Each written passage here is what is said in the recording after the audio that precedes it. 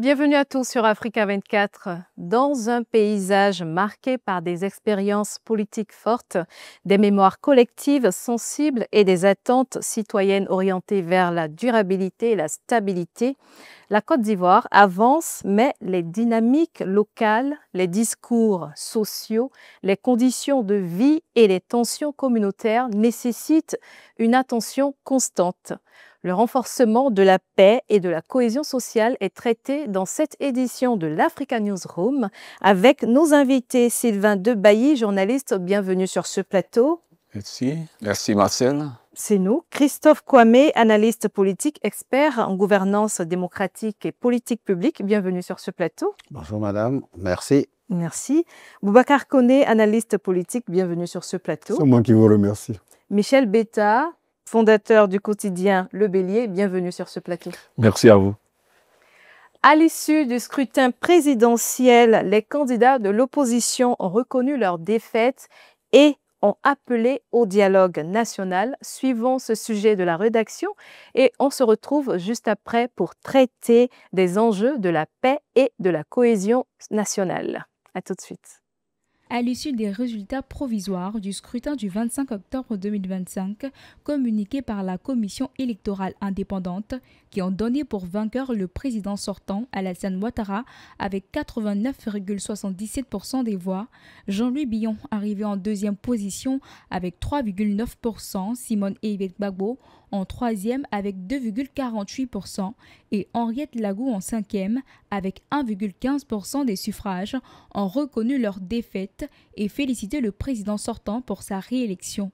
Au soir du 26 octobre, depuis son quartier général à Abidjan, Jean-Louis Billon a appelé au rassemblement et à l'unité nationale, remerciant ses partisans pour leur engagement tout au long de la campagne.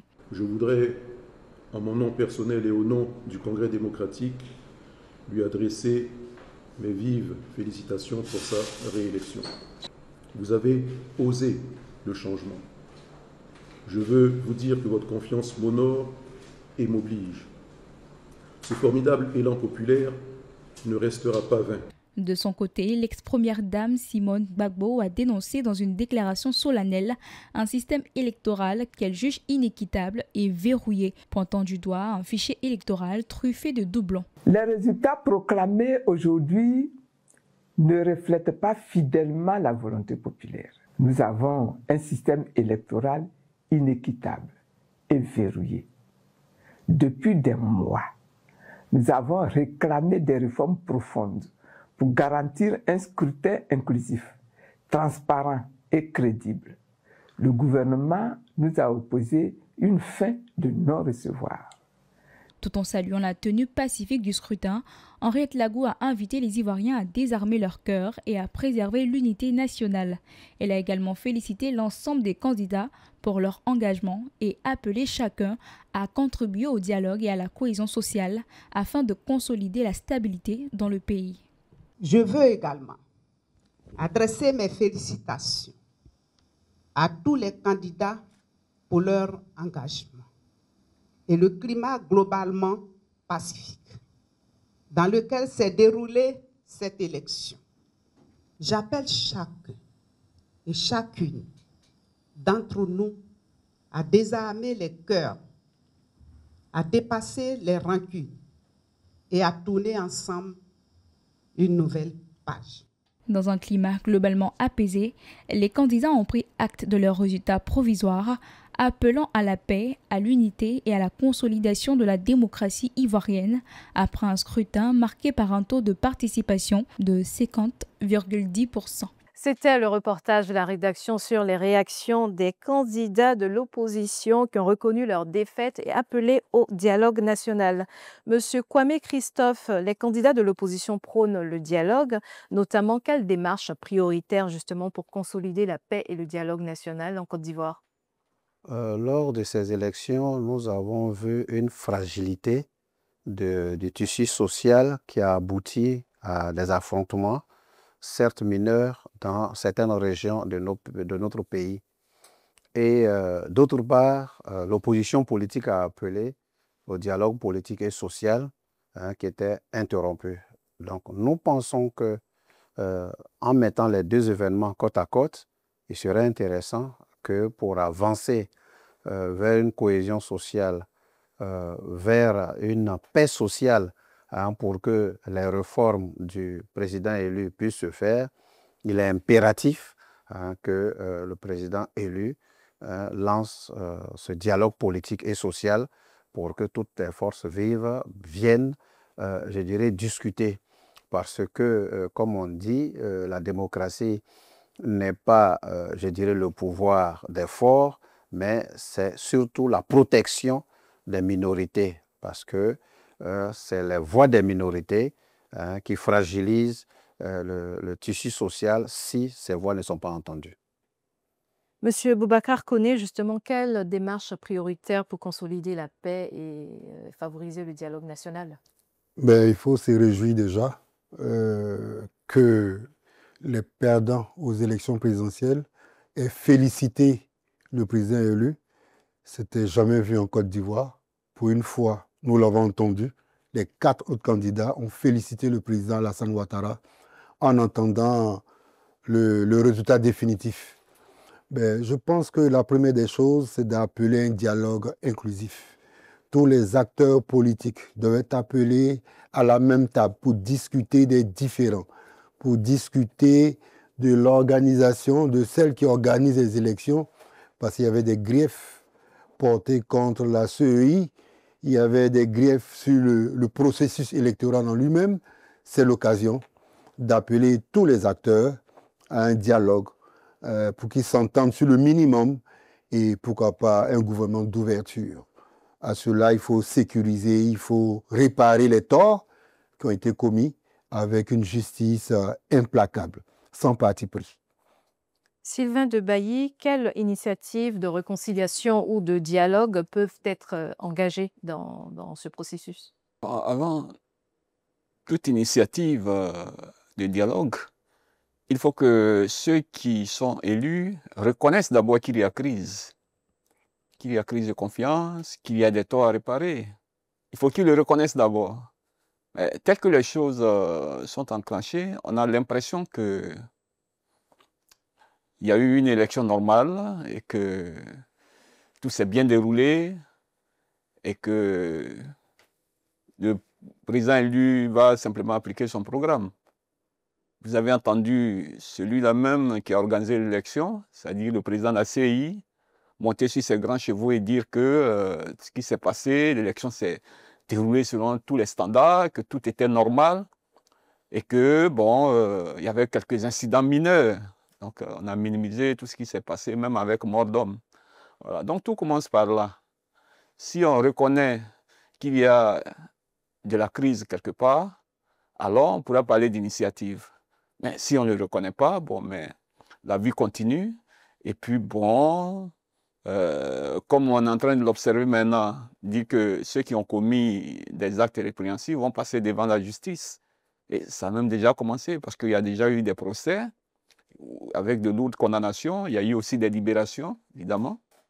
Et donc, je pense que en Côte d'Ivoire, on est dans une sorte de cercle vicieux où ceux qui sont au pouvoir se croient plus forts et d'en imposer à la minorité. J'ai bien aimé l'expression de Christophe tout à l'heure. Quand il dit gouverner, c'est protéger aussi les minorités. Parce qu'on gouverne à la fois pour la majorité et on gouverne pour la minorité. On ne gouverne pas contre les minorités. Il faut les protéger. Si on s'en rend compte, alors, à ce moment-là, l'une des initiatives, c'est d'échanger, donc de s'asseoir comme nous le sommes cet après-midi, autour d'une table, évoquer les problèmes. Mais souvent en Côte d'Ivoire, le mal, c'est qu'on a tendance à dire que s'asseoir même pour discuter, c'est une perte de temps. Et ça, on l'a souvent entendu. J'espère que les gagnants de cette élection vont avoir le triomphe modeste et enfin appeler vraiment à un dialogue sincère, écouter peut-être l'opposition, peut-être que ce qu'ils disent, ben, ce qu'ils récriminent n'est peut-être pas difficile à résoudre, mais il faut au moins qu'on s'asseye pour en parler et puis trouver une voie de sortie. Michel Betta, quelle démarche pour consolider durablement la paix et le dialogue national? Vous savez, la Côte d'Ivoire a eu plusieurs séquences de dialogue depuis la sortie de crise en 2010. Bon, je ne dirais pas qu'on est sorti, mais depuis l'étape de 2010. On a eu la CDV1, la Commission Dialogue, Réconciliation et Vérité, qui a produit un rapport, après quoi il y a eu une autre commission. Tout le temps produit des rapports qui ont été remis aux autorités. Là qu'on arrive, qui ont été remis aux autorités. Et après ça, il y a eu plusieurs phases de dialogue entre les différentes entités. Quand on est sorti de là, il a été décidé qu'une commission soit mise en place pour le suivi et l'application de ces différentes résolutions sorties des 5 phases du dialogue. Mais quand on a fait les autorités, cette commission n'a jamais été mise en place. Et on entend souvent certains ponts du pouvoir dire, on leur a dit d'aller vers les institutions. Mais madame, vous voyez un peu aujourd'hui la démarche des institutions vis-à-vis de l'opposition. C'est à croire qu'on méprise l'opposition dans ce pays. Et quand on en arrive là, qui doit prendre le relais pour donner une chance à un dialogue? C'est le président. Tant qu'il n'y a pas de volonté réelle d'apaiser les tensions et de continuer à mépriser, on l'a vu le dernier discours, les chiens aboient, la cabane passe, c'en était de trop. Il faut arrêter.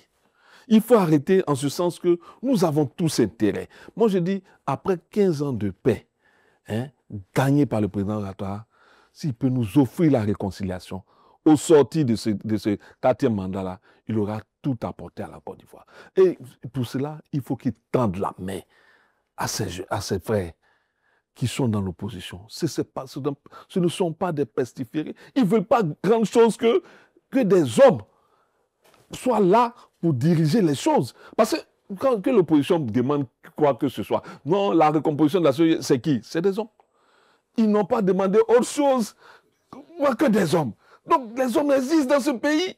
Donnons-leur l'occasion de se les faire pour notre paix, pour notre avancement. Voilà. Christophe Fouamé, comment interprétez-vous justement la perception populaire des initiatives de réconciliation engagées dans le pays? Mon cher frère Betta vient d'entamer la réponse à cette question. Toutes les initiatives que nous connaissons n'ont pas abouti. Il y a eu énormément d'initiatives, que ce soit la CDVR, le rapport n'a jamais été ouvert, et ainsi de suite. Régulièrement, nous lançons des dialogues de paix, nous lançons des consultations de paix, nous lançons des discussions intergénérationnelles et interreligieuses. Il y a même un bailleur de fonds, un partenaire technique et financier qui chaque année fait une activité interreligieuse, un dialogue interreligieux. Mais nous sommes dans un pays, et un pays est représenté par un gouvernement, et à la tête du gouvernement, on a un président de la République.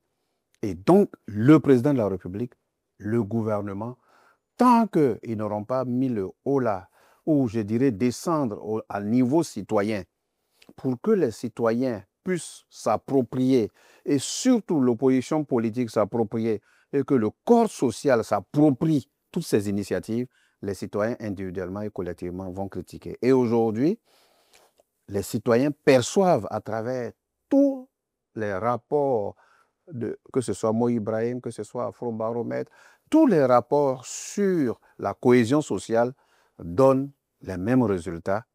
Les citoyens pensent que la Côte d'Ivoire n'est pas réconciliée.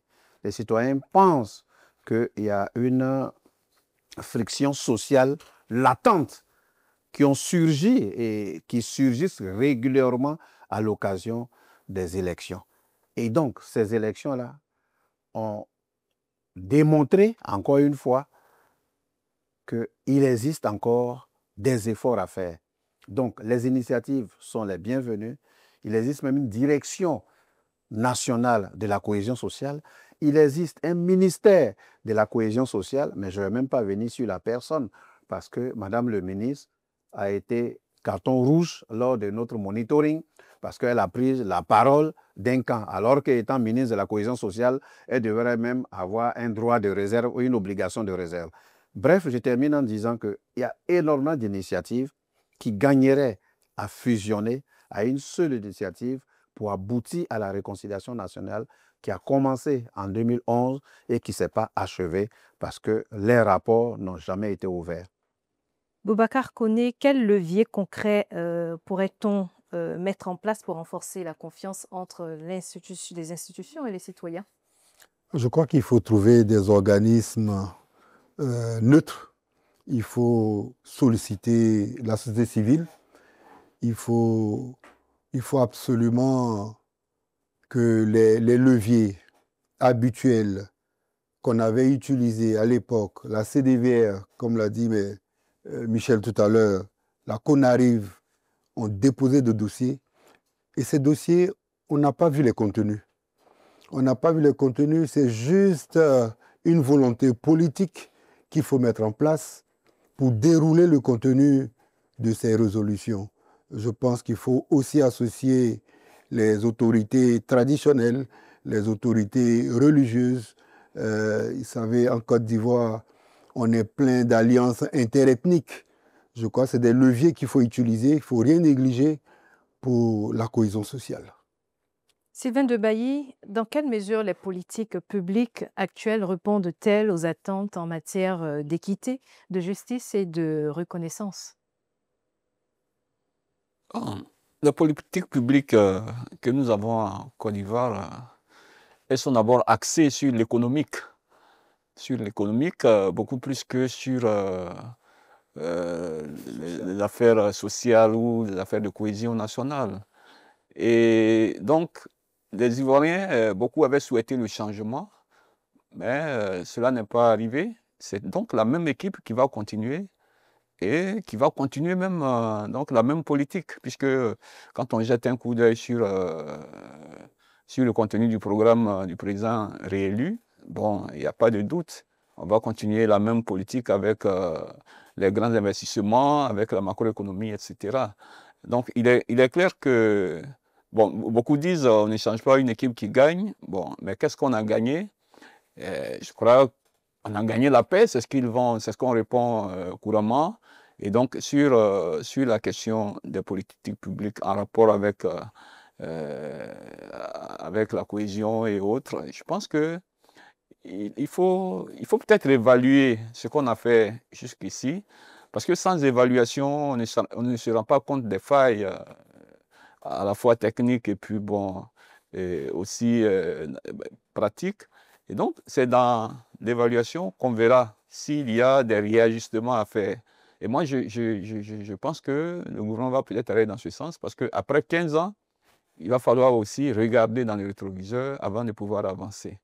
Donc, nous sommes, nous autres, tout oui, et nous regardons aussi, voir ce qui va se passer, voir quel est le cap que les nouvelles politiques publiques vont prendre, et puis bon, on appréciera après. Michel Betta, réaction? Oui, moi sur ce plan-là, je crois qu'il y a un axe qui est important. Aujourd'hui, on a certains Ivoiriens encore qui sont encore en exil. Je veux parler de l'ancien Premier ministre Soro Guillaume. Je veux parler de certains autres acteurs. Il faut dès maintenant travailler à leur retour. Vous savez, moi je le dis, le président Ouattara, il va faire son 4e mandat. Je crois que lui-même il en est conscient. C'est un mandat de sortie. C'est un mandat de sortie, et la sortie, ce qu'on offre quand on sort, ce n'est pas de l'argent, c'est la stabilité. S'il nous a offert la stabilité par son ouverture dans l'approche de la cohésion, je crois qu'il aura donné suffisamment à la Côte d'Ivoire. Houphouët-Boigny l'a fait, il a réussi. À un moment où il est parti, la cohésion s'est fragilisée, mais on peut encore revenir à cela. Parce que la cohésion, c'est l'essence même du développement. Vous voyez, quand on parle de développement de la Côte d'Ivoire, on parle des infrastructures. Mais ces infrastructures-là, on sait comment une bombe peut les détruire en un jour. Une âme seulement suffit à détruire autant d'infrastructures qu'on a construites. Donc, je veux dire qu'aujourd'hui, on a l'occasion, tout le monde est unanime, que la fracture sociale est réelle. Au-delà de nos discours, au-delà de ce qu'on veut faire croire, la fracture sociale est réelle. On l'a vu dans des zones aussi où les gens dormaient paisiblement, d'autres sont sortis, essayer de brûler certaines choses. Mais vous pensez qu'ils veulent brûler parce qu'ils veulent détruire, mais parce qu'ils en ont gros sur le cœur. Sinon, ce n'est pas ça leur cible. C'est pas ça là, c'est pas ces infrastructures-là leur cible, mais c'est le cœur qui n'est pas apaisé, le cœur de la rancœur, le cœur de la rancune, si je peux l'exprimer, c'est celui-là qui s'est exprimé et on a vu des destructions. Donc aujourd'hui, nous en avons l'occasion. Il n'est pas, je le dis souvent, c'est pas une faiblesse que de discuter. C'est pas une faiblesse que d'appeler un tel pour dire viens à la table de négociation. Quel est ton problème? C'est pas une faiblesse. Au contraire. Peut-être que lui peut voir ça comme une faiblesse que tu as cédé. Mais tu as cédé à quoi? Tu as cédé à la paix pour la Côte d'Ivoire. Et ça, il n'y a pas de plus grand sacrifice que ça. Parce qu'aujourd'hui, nous allons courir vers le développement. Nous disons, ben, écoute, la Côte d'Ivoire a connu une croissance, mais de jour que la fracture s'accentue, ces croissances-là s'effritent en même temps. On l'a vu quand il y a eu le coup d'État et quand il y a eu la rébellion armée. On ne parlait plus d'économie même, on parlait de survie. Et là, on a survécu pendant 10 ans. Il faut arrêter ça. Il faut chercher à avancer. On a déjà fait un pas. Il faut prier pour que ce pas-là s'accentue, pour qu'on aille encore plus loin. Pour ne pas qu'on revienne à des situations qu'on n'aurait pas souhaitées encore pour notre pays. Et pour ma part, je crois que le président doit prendre à cœur cette question et prendre son bâton de pèlerin. Ne pas se sentir, je dis à la limite, ne pas se sentir affaibli parce qu'il aura posé un pas pour la paix. Non, ce n'est pas une faiblesse. Il a montré qu'il est assez rigide sur certains points, on l'a vu, mais il faut aller à la paix. Merci Michel. Christophe Kwame, quel facteur historique continue d'influencer les relations sociales et les politiques entre groupes et régions et communautés? Nous avons constaté au niveau même du vote que certains citoyens votaient selon leur clan, selon leur ethnie, selon les leaders de la région, selon même les barons locaux. Et donc, le problème de, je ne dirais pas de l'ivoirité, mais je le dirais, qui avait pollué le débat public, n'a pas été vidé de son essence. Aujourd'hui, je peux dire que les rôles se sont inversés, les jeux d'acteurs se sont inversés, et si on prend certains candidats ou un candidat, c'est encore le problème de nationalité qui est à la base de son élimination. Et ça nourrit le récit national qu'on a un problème de cohésion sociale lié à nos origines. Vous voyez, c'est un acte, certes isolé 20 ans plus tard, mais cet acte-là a réveillé. Et aujourd'hui, on superpose le sortant, le président élu, à celui qui n'a pas été candidat pour le même motif de nationalité. Donc, cette histoire-là, je pense qu'il faut qu'on ait le courage, comme l'a dit Beta, il faut qu'on ait le courage d'en faire un plaidoyer auprès du président élu qui est dans un mandat sortant. Il était candidat sortant, il est président élu aujourd'hui, et il va être président sortant à la fin de 15 ans, ou à la fin de ce quinquennat, mais il faut voir que derrière lui, il y a 15 ans. Il a fait l'économie, il a fait une croissance de 6% sans discontinuité, même si la croissance n'est pas encore inclusive, parce que la croissance est assise sur des industries ou un écosystème qui ne produit pas assez de richesses vers le bas. Donc, madame, l'histoire s'est réveillée avec ces élections. Nous pensons que le président, avec ses 89,11%, a tous les leviers pour faire des réformes juridiques et institutionnelles vigoureuses relativement à l'organe en charge des élections. Ce mandat ne peut pas se faire jusqu'à la fin sans qu'il y ait un débat national sur la CEI. Ça, c'est un point sur lequel on est tous d'accord. Après, l'histoire s'est réveillée, comme vous avez dit, parce qu'un candidat a été éliminé sur la base de sa nationalité. Ça nous ramène 20 ans derrière. Ça aussi, il faut que le débat national relativement au dialogue politique et social se réveille, se mette en place pour corriger cela. Sinon, notre récit, effectivement, comme vous l'avez dit, en 2030, on va se nourrir encore de ce même récit de 2020, de 2010, et la Côte d'Ivoire va patiner devant. N'oublions pas que la Côte d'Ivoire, sur 8 pays de l'UEMOA, pèse à lui seul autour de 40%. Donc ces acquis économiques-là, sachons ensemble avoir un patriotisme affirmé pour pouvoir le prendre ensemble pour que l'alternance tant souhaitée pour les futurs présidents, ils puissent trouver un pays que le président sortant laisse avec une économie solide, avec toute la structuration d'une économie solide, mais il faut aujourd'hui ajouter l'humain au centre, c'est-à-dire la cohésion sociale. Merci pour ces précisions. Boubacar Koné, réaction? Oui, je suis entièrement d'accord avec Dr Kwame. Les élections passent, mais les hommes demeurent. On aura des élections dans 5 ans. C'est dès maintenant, à partir de maintenant, qu'il faut commencer à penser aux élections futures en reformant la CEI. Les reproches qu'on fait à la CEI, c'est maintenant qu'il faut les régler. Les problèmes de nationalité, 20 ans avant, ça a créé une rébellion. Donc il ne faut pas encore ressasser les mêmes problèmes, il ne faut pas revenir sur les mêmes problèmes pour que les générations futures subissent les mêmes choses qu'on a vécues il y a à peine 15 ans. Donc je pense que c'est l'occasion. Et j'ai espoir. Hein. Par rapport à mes co-débatteurs, je pense que j'ai plus d'espoir. Je l'ai dit tout à l'heure, les vaincus ont tous appelé à féliciter le président sortant, élu. Et il ne s'était jamais vu en Côte d'Ivoire. Donc ça veut dire que l'Ivoirien sait se surpasser. On sait transcender nos différences pour aller dans le bon sens. Et j'ose croire que cette fois-ci, on va régler les problèmes de fond en comble pour le quinquennat qui vient avant que 2030 nous surprenne. Ça ne va pas nous surprendre. On connaît la date des élections déjà en 2030. Sylvain Debailly, doit-on parler de maturité politique dans le cadre de cette reconnaissance des candidats de l'opposition, de la réélection du président? Maturité politique, ben, en Côte d'Ivoire, ça fait quand même depuis 1990 que nous avons connu le multipartisme.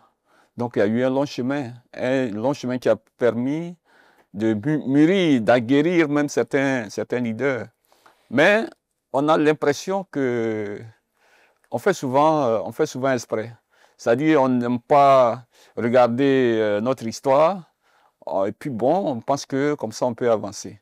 Donc, il y a de la maturité politique en Côte d'Ivoire. Il y a même de l'excellence politique en Côte d'Ivoire. Mais tout est fait pour qu'il y ait un blocage, pour que les mêmes leaders émergent, pour que rien n'avance concrètement au plan politique.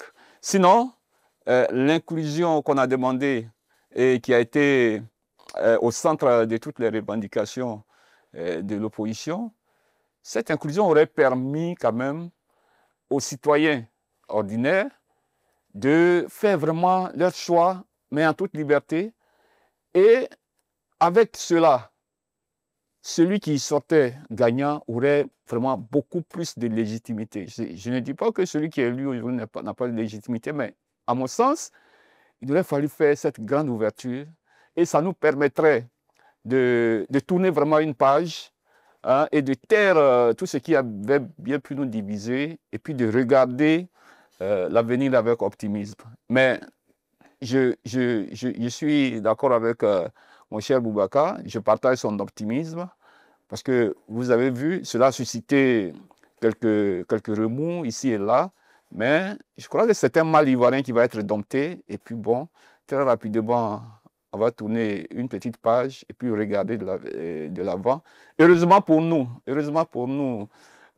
nous sommes à la fin d'un cycle, c'est-à-dire que ce qu'on va appeler les elders de la politique ivoirienne, les derniers vont sortir et en 2030, on sera vraiment débarrassé de cette pression-là et puis bon, on envisagera les choses de façon plus optimiste.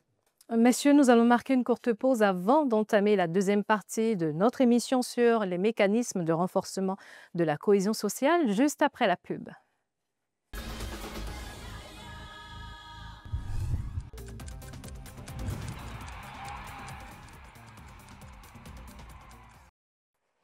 Nous sommes de retour sur ce plateau de l'Africa Newsroom, toujours en compagnie de nos invités Sylvain Debailly, Christophe Kwame, Boubacar Koné, Michel Betta.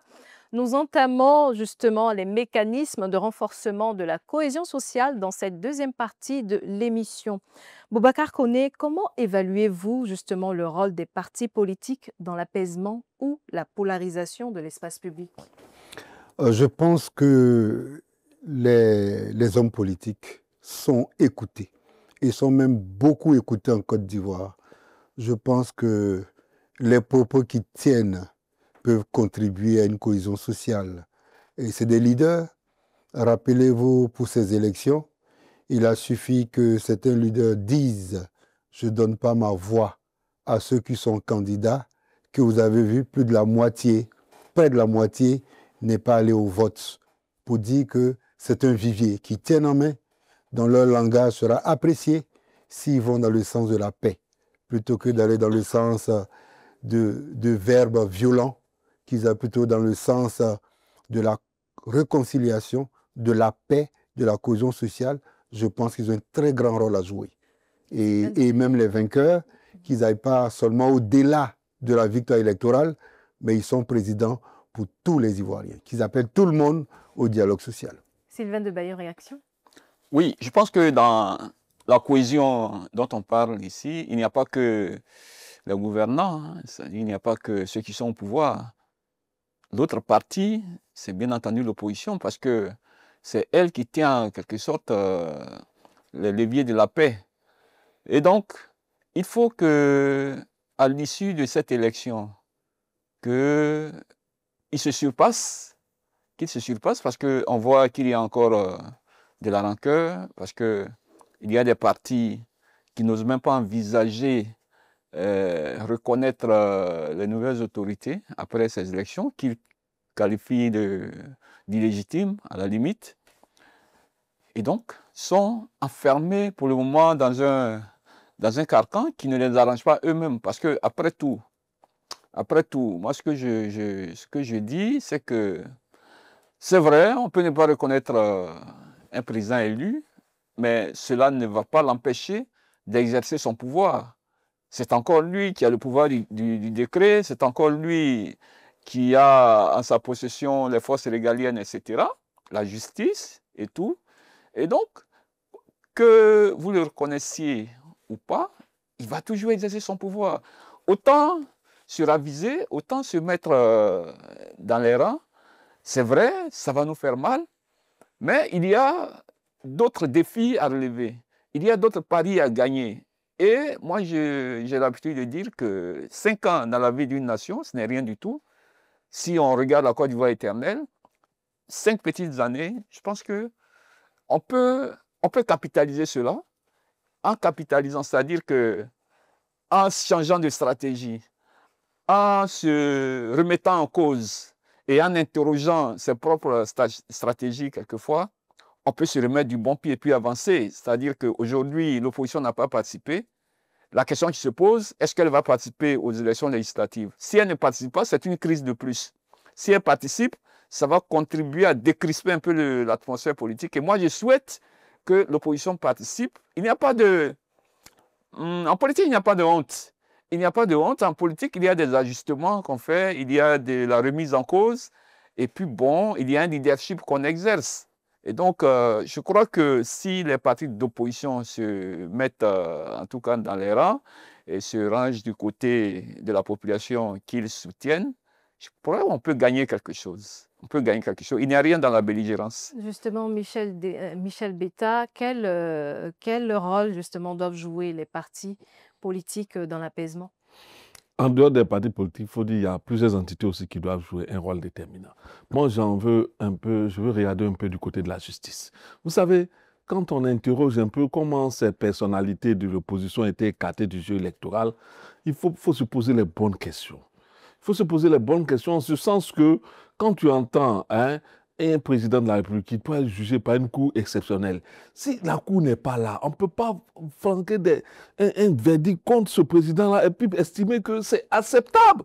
Je viens interroger un peu le retrait de Tidjane Thiam sur la liste électorale. Notre souci, c'est que les Ivoiriens qu'ils ont des pièces puissent voter.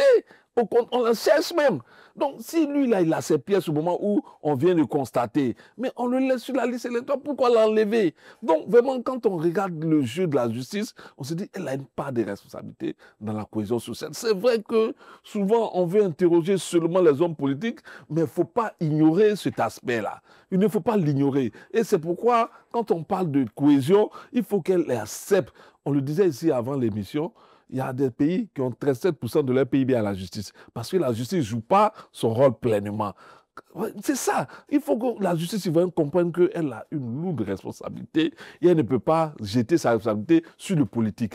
C'est demain qu'elle sera interrogée, qu'elle ne vienne pas dire non, c'est lui-là qui m'a dit de dire ça. Non, ça ne peut pas se tolérer. Parce que le pays nous appartient à tous et quand tu prends la parole, quand tu as une part de responsabilité, il faut l'assumer pleinement jusqu'au bout. Donc je dis, il y a des entités en dehors des acteurs politiques aussi qui doivent jouer leur rôle. Maintenant, pour les acteurs politiques, je crois qu'ils sont dans cette dynamique de paix là. Depuis longtemps. Quand l'opposition, vous interrogez les acteurs de l'opposition, ils disent depuis 2 ans, avoir écrit au pouvoir en place pour avoir une table de négociation. Il ne faudrait pas qu'on bouche les oreilles face à leurs exigences, face à leurs revendications. Ce n'est pas de trop. Parce qu'écouter quelqu'un, même si tu n'as pas lui donné toutes les solutions, c'est déjà bon de l'écouter. Et moi, je pense qu'il faut qu'aujourd'hui, quand on regarde tous ces aspects-là, que l'opposition soit écoutée, que certains aspects de leurs exigences soient pris en compte pour qu'on aille véritablement à une cohésion sociale. Christophe Comé, réaction? Quel rôle les partis politiques peuvent jouer Effectivement. dans la cohésion sociale? Comme mon prédécesseur, je vais élargir le rôle au-delà des partis politiques en disant que toutes les parties prenantes de la vie publique, de la vie sociale, ont un rôle à jouer au même titre que les hommes politiques. Pour aller plus loin, je dirais que les leaders communautaires, les religieux et même les syndicats ont des rôles à jouer. Et si on doit aller ensemble pour réparer la fragilité sociale, il faut qu'on associe ceux-là. Pour revenir aux hommes politiques en priorité par rapport à la question posée, nous pensons qu'effectivement, étant acteurs réguliers sur la place publique, ceux-là sont suivis, ceux-là sont écoutés et leur mot d'ordre pèse souvent par rapport au reste de la population. À ce titre, j'ajoute comme exemple tous les messages, tous les appels qui ont été faits avant ces élections, ce qui a fait qu'il y a eu ces réponses mitigées, d'une part des empêchements au vote, d'autre part des abstentions et d'autre part des conflits. Et à ce titre alors, ils ont un rôle prépondérant à jouer. Mais ce rôle ne peut se jouer que dans un cadre républicain. Et ce cadre républicain, qui peut le créer? C'est le gouvernement de notre pays. Donc voilà un peu comment moi je chute en disant ils ont un rôle prépondérant. Ce qu'ils demandent est connu.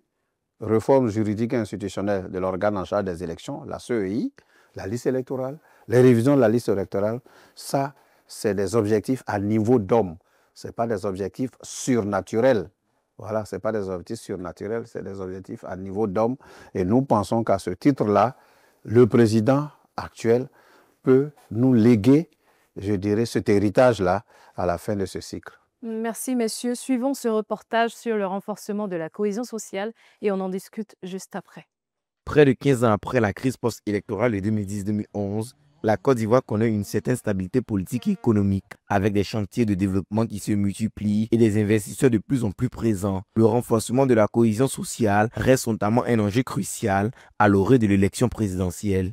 En Côte d'Ivoire, les divisions partisanes qui sont accentuées par l'explosion de certains leaders et surtout les discours identitaires minent le vivre ensemble. Je rappelle, c'était un propos d'un cadre du parti au pouvoir envers le président du PDC-RDA, Tidjane Cham. Il y a aussi des propos tels que la cadre du PPACI envers le président Alassane Ouattara. Quand les citoyens sont encouragés à s'identifier d'abord à leur clan politique, cela fragmente le tissu social et rend la convocation à une identité nationale commune plus difficile. Face à ce défi, le pays s'efforce de réduire les disparités, de retisser les liens entre les différentes composantes de la société, tout en mettant l'accent sur l'éducation à la paix, la lutte contre les discours de haine et la valorisation du vivre ensemble. Comment promouvoir une société plus inclusive et solidaire? Je dirais qu'il faut agir sur 3 axes. Le premier axe est la justice sociale. Il faut renforcer la politique sociale, les programmes d'inclusion qui visent la jeunesse et les groupes vulnérables, afin qu'ils ne soient pas perçus comme des clientélismes, mais plutôt comme des ayants droit. Et le deuxième point, c'est la mise en place des plateformes de dialogue et des plateformes citoyennes. Il faut créer des espaces de dialogue entre les communautés, les partis politiques, les sociétés civiles, pardon, pour reconstruire une culture d'écoute et de compromis. Et le dernier point que moi je note, c'est l'éducation civique et le respect des libertés. La paix durable ne peut se limiter à la seule stabilité politique ou aux performances économiques, selon des experts, repose avant tout sur des bases solides, notamment la justice équitable, l'inclusion de tous les citoyens et la reconnaissance des mémoires blessées. C'était le reportage de la rédaction sur le renforcement de la cohésion sociale en Côte d'Ivoire. Michel Betta, quelle place la société civile occupe-t-elle aujourd'hui dans les mécanismes de médiation et de prévention de tensions? Vous savez, il y a une récente loi sur l'implication des sociétés civiles au plan politique qui fait la part belle entre être acteur de la société civile et être acteur politique. C'est vrai, le fossé est mince, mais je crois que ça peut déjà nous donner un peu la place de la société civile dans la conduite d'un processus de paix ou bien dans la cohésion sociale.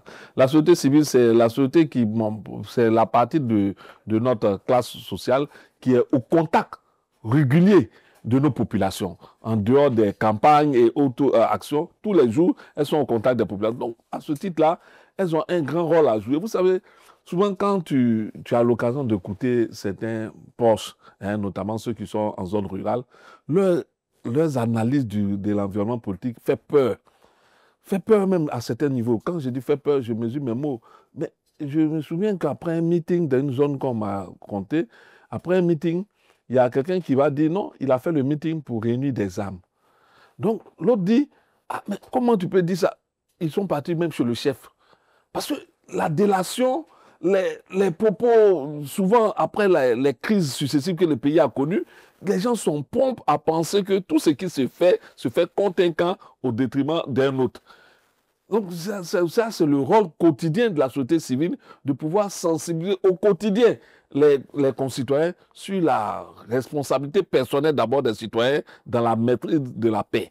Parce que si les citoyens sont prompts à pouvoir indexer l'autre comme étant celui qui va être le bourreau, on n'est pas prêt d'arriver à une paix. Maintenant, bon, je crois qu'il faut qu'elle soit accompagnée, cette société civile. Il faut la reconnaître comme telle et puis l'accompagner dans son action au quotidien. Il ne faut pas attendre des occasions pour pouvoir dire non, on invite la société civile à faire ça. Non, tous les jours, elles doivent avoir un plan d'action qui doit être suivi et comme toujours, l'État doit accompagner et puis faire des rapports sur leurs actions. Parce que je crois qu'au-delà de nos États ou bien de nos administrations, la société civile doit jouer un rôle entier et plein en tant que société civile réellement et non pas au profit d'un camp contre un camp politique. Merci Michel. Christophe Kwame, quel rôle prépondérant doit jouer la société civile? Dans le cadre de la construction démocratique, dans le cadre de la consolidation de la cohésion sociale, la société civile dans sa globalité en avant-poste parce qu'elle bénéficie d'une proximité des populations, elle bénéficie souvent même d'une légitimité sociale, elle est au centre du jeu de la vie publique, parce que simplement, 24 heures sur 24, 365 jours, la société civile est au centre de tout ce qui se fait dans nos régions.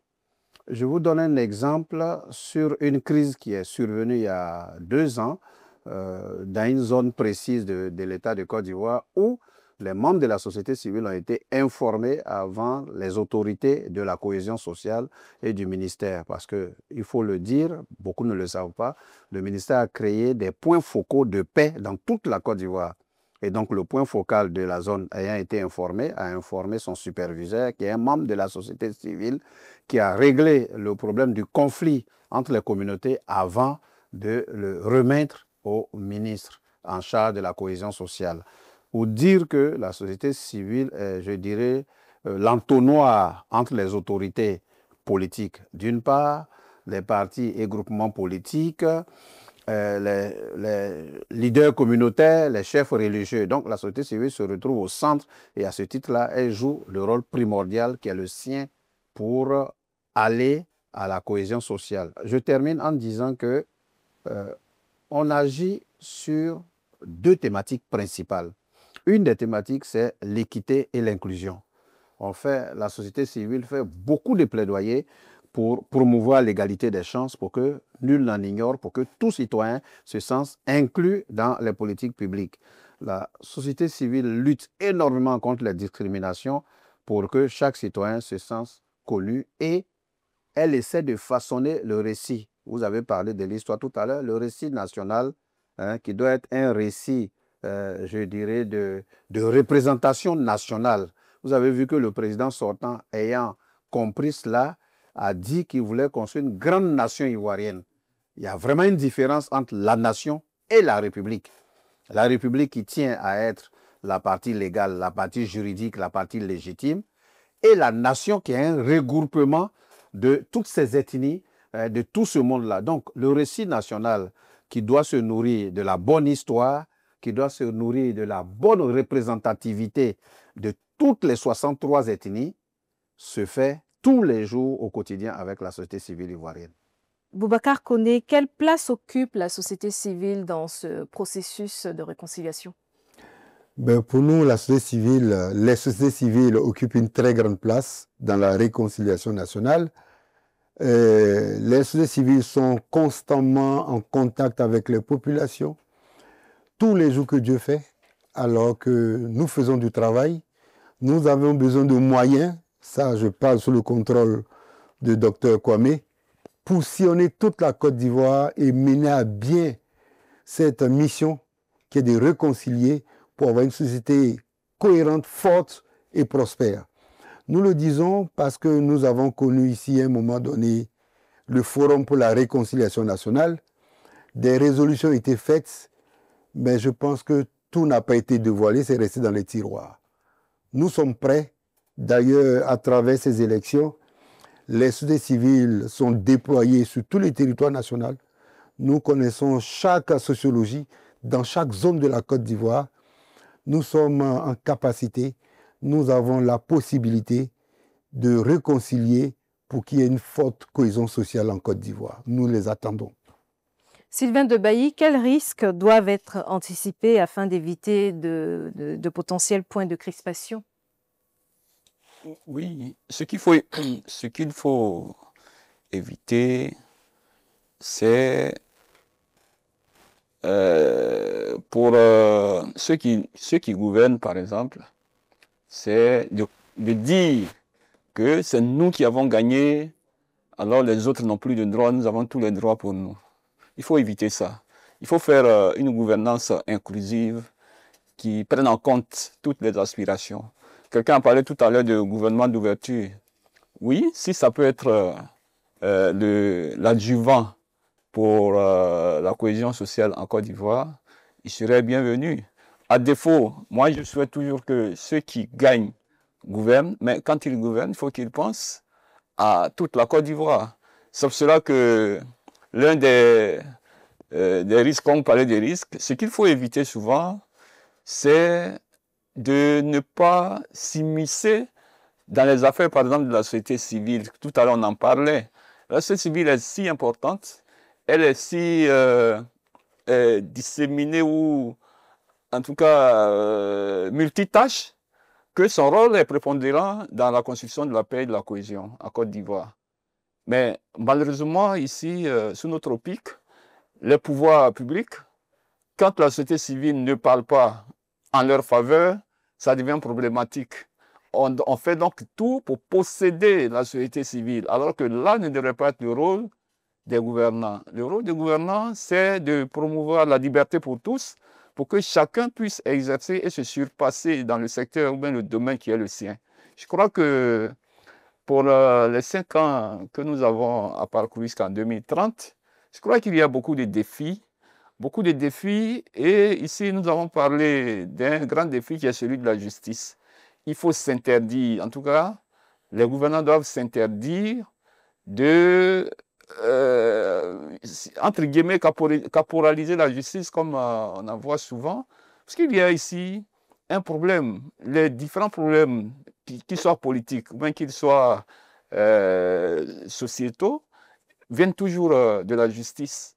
Et Beta Michel l'a souligné tout à l'heure, l'un des problèmes que nous avons connus, c'est le problème de la nationalité des Thiam. On croyait ces démons de la nationalité ou même de l'ivoirité révolus, mais que non, à la faveur de cette leçon, nous avons vu que on n'avait vraiment pas encore tiré des leçons. Et donc, il faut permettre à la justice de jouer pleinement son rôle. Parce que ce qui s'est passé dans le dossier Thiam, il y a eu un problème de justice. Les uns disent « Ah, c'est une loi de 1961 que nous avons simplement appliquée. » Alors que, à son actif, le candidat Thiam, par sa défense, a eu à montrer qu'il n'était pas concerné par le problème. Mais après, on a répondu que non, que ces dossiers qu'il présente n'étaient pas valables, etc. Donc, la justice doit être un maillon fort de la construction nationale. Donc, il faudra éviter, en tout cas, de vouloir caporaliser la justice. Il faut aussi éviter, n'est-ce pas, de vouloir une sorte de destruction même des partis politiques, parce que c'est à cela qu'on assiste. On a l'impression qu'en Côte d'Ivoire, on veut aller vers le parti unique, alors que le parti unique est révolu. C'est parce que le parti unique n'a pas pu apporter le développement nécessaire que nous sommes passés au multipartisme depuis les discours de la Baule, etc. Merci. Il faut donc que le multipartisme soit préservé. Oui, M. Koné. Je vais apporter de l'eau au moulin de Débailly et de Michel. Passons pas de justice. Vous savez, dans nos écoles, beaucoup de juristes passent par là, mais ils n'ont pas la même interprétation des mêmes textes qu'ils lisent. Pourtant, ils sont issus des mêmes écoles. Pour le 3e mandat, il y a eu beaucoup de polémiques, mais les mêmes juges, les mêmes juristes lisent le même texte et font 2 interprétations différentes. Il y en a qui disent qu'il est possible de faire un 3e mandat, il y en a qui disent qu'il n'est pas possible de faire un 3e mandat. Bon, nous, en tant que novices, qu'est-ce qu'on va dire? Qu'est-ce qu'on va dire? Ça veut dire quelque part, on ne doit pas pouvoir interpréter, on ne doit pas avoir plusieurs variantes d'une même lecture, des gens qui sont nés dans la même école, qui ont les mêmes diplômes. Donc la question reste posée. Donc d'où un problème de justice. Il faudrait que nos juges nous éclairent. Il faut qu'ils nous éclairent. Promouvoir l'indépendance de la justice. Vous voyez ce qui vient de se passer en France, un ancien président qui va en prison. Moi, j'ai entendu sur le sujet l'ancien président François Hollande. Mais il a eu simplement de la compassion pour Sarkozy. Parce que lui aussi, il a été ancien président. Et il ne se verrait pas, il se verrait mal en train d'être dans le même problème que lui. Pour dire que là-bas, la justice est tellement indépendante que quand elle prend une décision, la décision est admise. Tout ce que les gens font, c'est peut-être de la compassion qu'ils émettent. Mais c'est une décision de justice et elle doit être respectée comme telle. Si la justice est indépendante, ça, on peut y arriver. Je voulais juste ajouter Allez-y, Koné. Ce que M. Débailly a dit, que les risques dont vous parlez, il y a un des risques qu'il a énuméré qui m'a fait penser à quelque chose. Par exemple, un des plus gros risques, c'est la justice des vainqueurs. Parce que souvent, après la victoire, on oublie les minorités. Il y a aussi l'impunité. Il faut que l'impunité, comme on le sait, si aujourd'hui il y a impunité, demain, cette impunité préparera les crimes de demain. Il y a aussi l'égalité devant la loi. Tout le monde en parle, l'état de droit, séparation des pouvoirs. Il faut que ce soit effectif, ou bien qu'on lutte à son effectivité. Et enfin, il y a un problème sociologique qui est la compréhension commune de la République. C'est-à-dire que souvent le récit actuel de la Côte d'Ivoire, en fonction de où vous êtes, vous avez l'impression que vous n'êtes pas dans le même pays. Il faut qu'on fasse l'effort dans le cadre de la cohésion sociale d'harmoniser le récit national de notre pays. En tout cas, pour ces 5 dernières années, nous avons parcouru la Côte d'Ivoire en fonction de là où vous êtes. Vous avez un récit tout à fait opposé de ce que vous avez entendu le lendemain dans une autre ville, dans une autre contrée. Donc, le risque d'avoir 2 récits nationaux du même pays Ça, la cohésion sociale et la réconciliation nationale a obligation de régler cela pour qu'on fusionne et qu'on ait un seul récit national. Michel Betta, réaction? Oui, vous savez, on a là dit assez. Bon, qu'est-ce que je vais ajouter d'autre? C'est dit que vraiment la responsabilité est entre nos mains, notamment entre la main de tous les citoyens, mais plus encore dans celle du président qui vient d'être élu. Le président Alassane Ouattara, je lui dis que, en fait, peut-être son histoire doit plus l'inspirer pour ne pas que la Côte d'Ivoire puisse sombrer encore dans des crises interminables. Vous savez, il est rentré en politique en 90. En 90, je dis qu'avant 90, très peu de personnes le connaissaient. Encore qu'on le connaissait même sous l'étiquette d'être non national de la Côte d'Ivoire. Parce que les récits qui sortaient sur lui, je veux parler des récits des médias, on disait le Glabé Alassane Ouattara, c'était dans les médias. Mais là, quand il est arrivé, les Ivoiriens l'ont adopté. Je veux dire que les Ivoiriens savaient que c'était un des siens. Donc, ils l'ont adopté en 90. Après quoi, on a eu une crise sur la polémique autour de sa nationalité. On en est passé par des médiations et on est arrivé aujourd'hui en 2015 où il fait son 4e mandat. Je crois que en 2025, où il fait son 4e mandat. Je crois que quand on a fait toute la genèse de l'histoire de notre président, on pense que la plus grande chose qui puisse offrir à ce pays-là, c'est pour ne plus qu'on parle de non-nationaux en termes d'Ivoiriens, de souches d'Ivoiriens, d'Ivoiriens de telle catégorie, et de ne pas catégoriser les Ivoiriens. De faire en sorte que la cohésion nationale, sur laquelle la Côte d'Ivoire avait bâti son socle, on parlait de la Côte d'Ivoire en termes de Suisse d'Afrique, c'est-à-dire un pays qui est intégrant toutes les nationalités, et sorte qu'ils partent à son développement ensemble dans une nation unie et solide. Il nous a promis une grande nation, nous voulons compter sur lui pour que cette grande nation-là soit une nation de cohésion d'abord, avant d'être une nation économique. Et ça, je fais le pari qu'on veut croire, on veut espérer, et on est tout oui à espérer avec lui. Merci pour ces précisions. Dernier tour de table, Christophe Kwame, quelle perspective pour l'opposition dans les prochaines législatives? Pour ma part, je pense que l'opposition doit tout de suite s'engager. Je crois qu'un parti de l'opposition avait convoqué pour le 27. Voilà, pour le 27, déjà ses membres à l'effet d'aller aux législatives. Pourquoi? Parce que les lois se font et se défont à l'Assemblée nationale. Donc, tout ce que l'opposition politique a récriminé autour des institutions et des lois, l'opposition a encore une opportunité, le 27 décembre 2025, d'avoir la majorité à l'Assemblée nationale et de faire fondre ces lois dont ils ne sont pas d'accord et de faire revenir les lois. Donc, pour moi, l'opposition n'a pas de choix. Ce n'est même pas une option pour l'opposition de ne pas aller aux législatives, en ce sens que, en allant aux législatives, en devenant majoritaire, ou même en créant des commissions parlementaires, pourront agir sur le système actuel et obtenir légalement ce qu'ils n'ont pas pu obtenir par engagement politique et les marches. Boubacar Koné, réaction? Oui, je suis entièrement d'accord avec Dr Kwame. Il faut absolument que l'opposition aille aux législatives. Mais ça va passer par changer de discours. Avec ce qu'on a entendu avant les élections présidentielles, logiquement, l'opposition ne devait pas aller aux législatives, d'après la logique qu'on suit. Mais comme nous sommes en politique, et en politique, dit-on 1 + 1, ça ne fait pas 2, je crois qu'ils sauront s'asseoir, réfléchir, et puis penser à une autre alternative, prendre le pouvoir des législatives pour contrôler l'exécutif. C'est ça aussi la politique. Ce n'est pas seulement la seule place de président qui reste, il reste encore 255 places à prendre dans l'hémicycle, donc à eux de jouer le rôle de vrais opposants. Sylvain, justement, quelle marge de manœuvre pour l'opposition dans les prochaines législatives?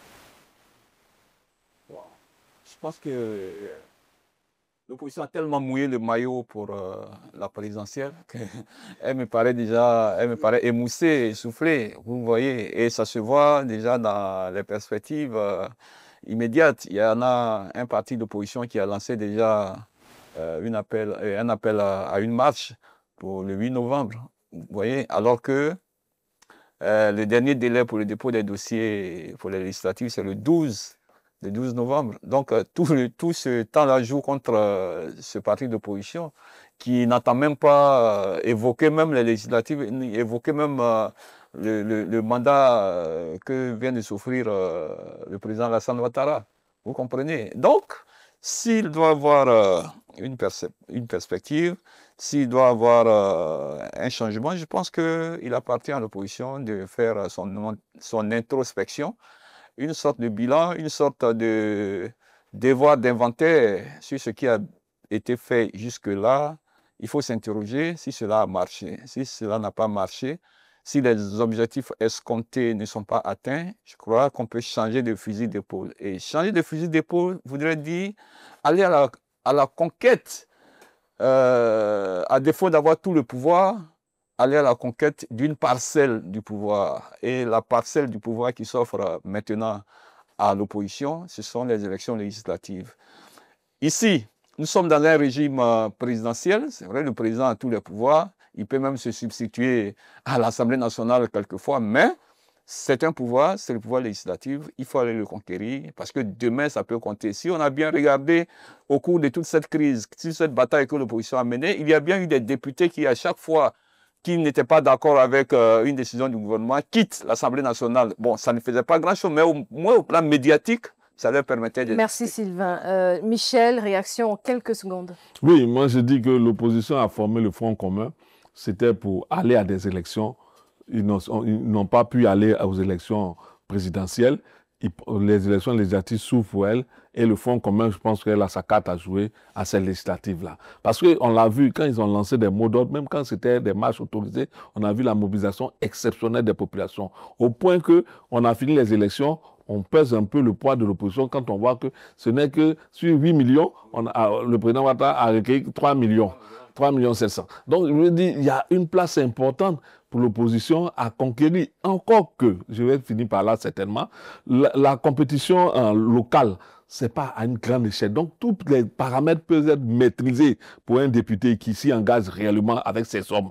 Il peut maîtriser tous les paramètres du vote au plan local, parce que la localité, c'est 200 bureaux de vote, 300 bureaux de vote, un CI local, on peut les contrôler si on y met les hommes avec lesquels on veut gagner. Donc, je pense que l'opposition a sa carte à jouer et que si les questions sur lesquelles le RADP n'a pas pu répondre aux besoins des populations, notamment la cherté de la vie, la lutte contre la pauvreté, le chômage des jeunes, l'opposition peut apporter une réponse à travers l'Assemblée nationale. Merci beaucoup Michel Betta, fondateur du quotidien Le Bélier. Merci d'avoir été présent pour cette émission spéciale.